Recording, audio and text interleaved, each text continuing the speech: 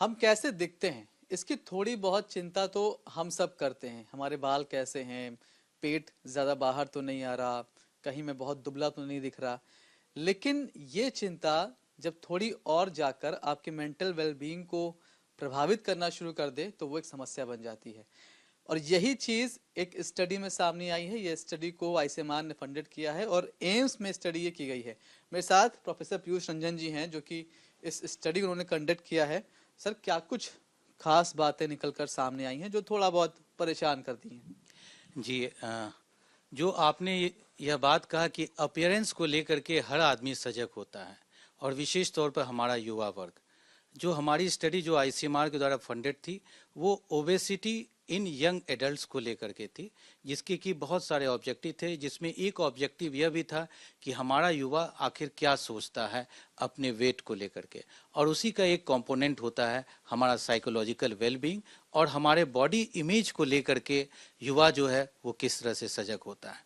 तो इस अध्ययन में हम लोगों ने बहुत सारे ज़्यादा इंटरेस्टिंग जो पॉइंट्स थे उस कंक्लूजन तक पहुंचे। इसमें एक इम्पॉर्टेंट ये था कि न सिर्फ ओबीज बल्कि अंडर वेट भी अपने बॉडी इमेज को लेकर के बहुत ज़्यादा कंसर्न होते हैं, नंबर एक। नंबर दो ये कि जो ओबीज और अंडर वेट में जो ये होता है वो नॉर्मल जो बॉडी वेट वाले होते हैं उनसे जो है कई गुना ज़्यादा जो है बॉडी इमेज को लेकर कंसर्न होते हैं, और बॉडी इमेज को लेकर के जो कंसर्न होता है उसमें severe to moderate type of जो कंसर्न होते हैं वो इन दोनों बॉडी इमेज, इन दोनों ग्रुप में जो अंडरवेट होता है और ओवर और ओबीज जो होता है उसमें देखने को मिला है। सर, क्या ये कंसर्न इतना बड़ा है कि उनकी मेंटल वेलबींग प्रभावित हो रही है? जी हाँ, न सिर्फ सोचते तो हम सभी, जैसा सब मैंने कुछ कहा। हम लोग, बिल्कुल आपने सही कहा कि जो पहला पिंपल जो हमारे चेहरे पर आता है, पहला बाल जो सफ़ेद होता है वो रातों की नींद उड़ा देने के लिए काफ़ी होता है। लेकिन जो इसमें सबसे महत्वपूर्ण बात यह है कि यह हमारे वेलबींग को किस तरह से प्रभावित करता है। हमारे अध्ययन में ऐसा पाया गया कि लगभग 30% ऐसे युवा जो कि ओबीज हैं या 15% ऐसे लोग जो कि ओवरवेट हैं, उनमें severe to moderate amount of body image concern पाए गए। तो इसके क्या मायने हुए? इसके मायने ये हुए कि ये उनके डे टू डे वेलबींग को न केवल प्रभावित करता है बल्कि ये जो मोटापे से संबंधित जो इलाज का सफ़र होता है उसको भी ये मुश्किल बनाता है। जैसे कि हम लोग ये जानते हैं कि मोटापा कोई एक दिन में आती है नहीं, या कोई डेंगू या कोई नज़ला बुखार जैसी चीज़ है नहीं कि वो आज तक ठीक थे और वो कल आ गया।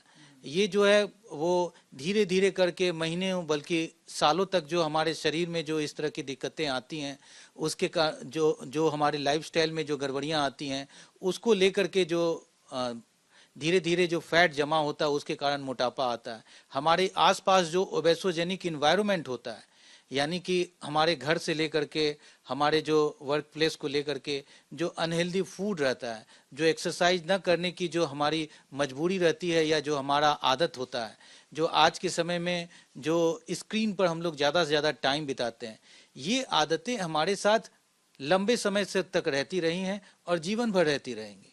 तो उस इन्वायरमेंट में किस तरह से अपने लाइफस्टाइल को चेंज करके हम लोग अपने अपने अपने ओबेसिटी को कंट्रोल कर पाएं, यह महत्वपूर्ण होता है। और जब हम लोग साइकोलॉजिकल वेलबींग को अगर हम लोग एड्रेस नहीं करते हैं तो कहीं ना कहीं इसके कंप्लायंस पर भी इसका असर पड़ता है, और मोटापे को कम करने के लिए अप्रोप्रिएट वेट मैनेजमेंट तक के लिए जो हमारा सफ़र होता है वो और मुश्किल होता जाता सर, है।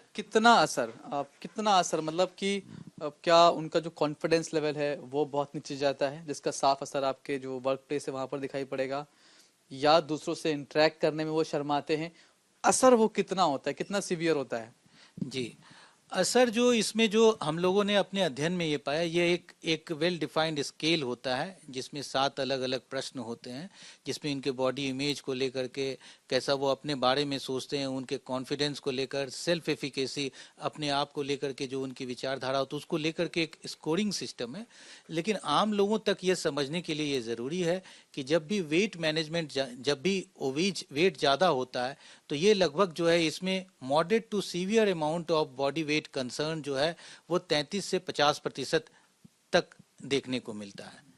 सर, बॉडी वेट हम लोग बहुत नॉर्मल समझते हैं कि अपने हाथ में है काफी हद तक कि हम उसको कम कर लें या फिर ज्यादा कर पाए। ज्यादा करना शायद थोड़ा मुश्किल होता है जो अंडरवेट लोग होते हैं, लेकिन कम करना हम समझते हैं कि आपको एक चेक रूटीन फॉलो करना है और फूड मैनेजमेंट करना है बेसिकली। तो ये जो दूसरा हिस्सा रहा रिसर्च का, इसमें क्या कुछ निकल के आया कि लोग क्यों अपने गोल को अचीव नहीं कर पा रहे? देखिए, आपने बिल्कुल सही कहा कि इस आर्टिकल के अलग जो है हम लोगों ने लगभग 1000 युवाओं पर यह अध्ययन किया, यह जानने की कोशिश की कि उनके खान पान से संबंधित, उनके फिजिकल इनएक्टिविटी से संबंधित क्या क्या ऐसी दिक्कतें हैं जिसकी वजह से कि वो मोटे होते जा रहे हैं, नंबर एक। और नंबर दो ये कि आखिर वो कौन कौन से बैरियर हैं और वो कौन कौन से फैसिलिटेटर्स हैं जो कि उनको हेल्दी लाइफस्टाइल को ऑप्ट करने में मदद करते हैं या उनसे दूर भगाते हैं। तो मैं इसमें जो हम लोगों ने ये बात पाया कि सबसे पहले जो कोई भी, जैसा हम लोगों ने चर्चा की कि लाइफस्टाइल को अप्रोप्रिएट रखना एक बिहेवियरल डिसऑर्डर है। तो बिहेवियर जो होता है इसमें यह बताया गया कि knowledge, attitude, practice, perception and then behaviour. तो हमारी जो आदतें वो कैसे बनती हैं, तो सबसे पहले इसमें महत्वपूर्ण होता है हमारा नॉलेज, यानी हमें ज्ञान कितना है। आपको जानकर आश्चर्य हो गया कि जो 80% ऐसे लोग जो कि क्लिनिकल डेफिनेशन के अनुसार ओबीज हैं, जिनका बीएमआई जो है वो 23 से ज़्यादा है, उन्हें पता ही नहीं रहता है कि वो ओबेसिटी नामक एक बीमारी से ग्रसित हैं। ज़्यादातर लोगों को हेल्दी जो ऐसा लगता है, जो मोटे हैं तो लोग कहते हैं कि खाते पीते घर के हैं। तो ये जानकारी का अभाव होना सबसे पहला कारण है। अब जिसे जानकारी पता चल भी गया तो उसके अंदर यह एटीट्यूड नहीं हो पाता है, ठीक है मोटे हैं तो हैं, इससे क्या फर्क पड़ता है, मैं थोड़ा कम खूबसूरत दिख रहा हूँ तो दिख रहा हूँ, क्या फर्क पड़ता है। तो उनमें एटीट्यूड का अंतर आ जाता है। फिर वो इस एटीट्यूड जो जिन लोगों में एटीट्यूड रहता है भी अब ठीक होना है, तो वो अपनी आदतों की वजह से जो है वो इसे ठीक ढंग से प्रैक्टिस नहीं कर पाते हैं। जैसे आम तरह से, जैसे आपको भी ये पता है कि यार ज़्यादा समोसे खाएंगे, मिठाई ज़्यादा खाएंगे तो वो स्वास्थ्य के लिए हानिकारक है। आप में एटीट्यूड भी है इन चीज़ों को अवॉइड करने की, या सवेरे सवेरे जो है कसरत करने की, लेकिन सवेरे सवेरे बाहर जाकर वॉक करने की, लेकिन इस ठंड में अगर आपको ये कहा जाए तो आप कहेंगे कि चलो यार कल से करते हैं। तो वो नॉलेज एटीट्यूड के बावजूद भी वो आपके प्रैक्टिस में नहीं आ पाता है। तो नॉलेज एटीट्यूड होने के बाद भी प्रैक्टिस में नहीं आ पाता है, इसकी वजह से हमारा बिहेवियर चेंज नहीं कर पाता है। तो 3 इंपॉर्टेंट पिलर्स क्या हो गए, knowledge, attitude, practice and then behaviour. तो इस तरह से हम लोग अगर ये कहें धीरे धीरे लोगों में उस चीज़ की आदतों को डालें तो फिर हम लोग जो है लोगों के बिहेवियर को चेंज कर सकते हैं। और जैसा कि इन दिनों काफ़ी कहा भी जा रहा है, माननीय प्रधानमंत्री जी ने भी मन की बात में कही, स्वस्थ रहने के लिए लोगों को, तो हमें अपनी जीवन शैली को स्वस्थ करना होगा, यह सबसे ज़्यादा महत्वपूर्ण है।